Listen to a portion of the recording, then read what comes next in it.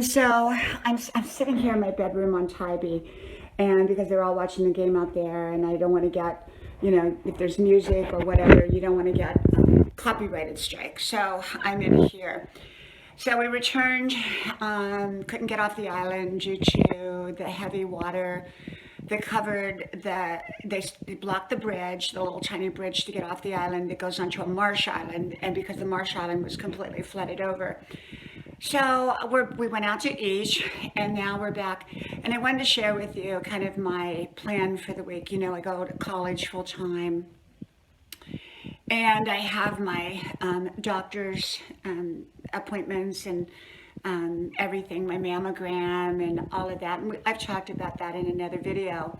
So now that I've eaten, had a wonderful, wonderful, wonderful, and I let myself eat what I want this weekend and do what I want and just chill out and have a great time. But now that I've done all that, it's around 1 o'clock in the afternoon. I've officially started, and I'm not suggesting this to anybody, okay? Nobody, nobody, nobody. This is what I do. So I'm going on a 3-day, pretty much close to a water fast. It may not be, I may have an apple or some green vegetables or something in there, but a 3-day water fast. And then I'm probably going to go on, just mainly raw green vegetables for a while.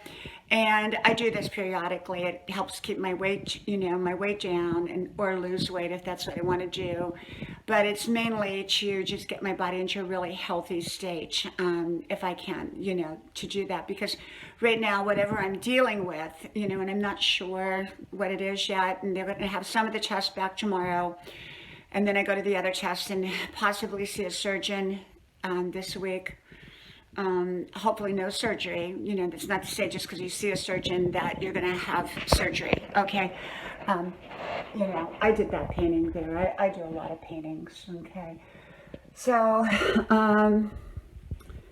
then, so I'll see the surgeon and, we'll see. We'll see. I've been taking antibiotics, but I stopped the antibiotics today because I felt puffy around the eyes and everything like that. So I've been on them for quite a few days. So I think my time is up on the antibiotics, and hopefully I'm going to get better and feel better. And I'm really praying for that. And so, then I'll see the breast doctor and see what they have to say. See what they have to say. I'm praying that it is from the underwire. Let's just keep praying that somehow it was the underwire that did all this, and that it's all going to heal. So it is what it is. Like my 91-year-old friend said, who's like a second mother to me.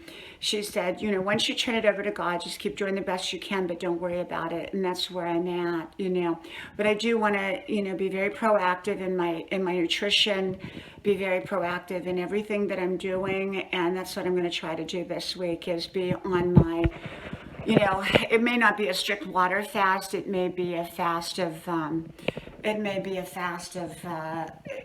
just some green vegetables. I'll see how I can do, but I'm going to try the water fast starting right now, and I may have coffee though.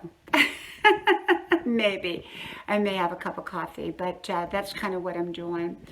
And I don't like being on the antibiotics, although I was for about a week.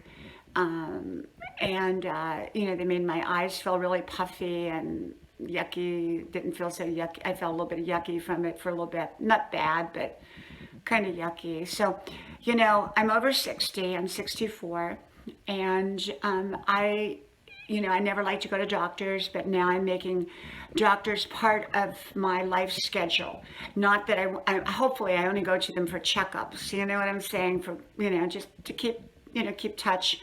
But I am connecting now, as I did this week. And it is what it is. It is what it is. I'm going to live life fully, as I always have. I live life. I've had an amazing, amazing journey. I have had some very, very big bumps in my life, I have to tell you.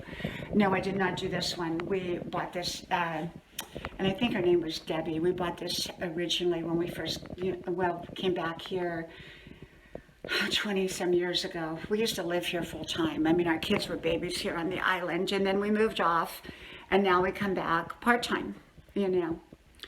So, but I got to thinking about what an amazing life I have lived, and I have led, you know, some real huge bumps in the road of life. So this is maybe one more. I hope not. I hope not. I pray it's just all going to go away and be healed, and it was from the underwire, and it's all good, you know. And yet, whatever, if I have to go through anything, it's just another thing in my life that I've gone through. And because I've also had these enormous blessings, and I mean, when I say enormous, they've been enormous. I've been able to be a mom, a wife. I married the man I loved. I've had, before my husband, I had many men that I was in love with, not like my husband. He was my destiny. But I had other men along the way that I was very much in love with, that loved me. And I had trips and lived around the world, and just so many amazing experiences in my life, a lot of amazing experiences. And I live here on the island. I live in another amazing place, you know, where my main house is. I go to college at 64. You know, I worked at jobs that were incredibly fabulous when I was working. I've had numerous jobs that were fabulous in my life. I had a few that didn't like, that were not very good. And I've just been blessed. So, you know, life has its ups and it has its other moments. And, you know, I don't know what this is. I don't know what this is, to be honest. It could just be, you know, like I said, from the underwire, and, you know, the doctors are just a little concerned.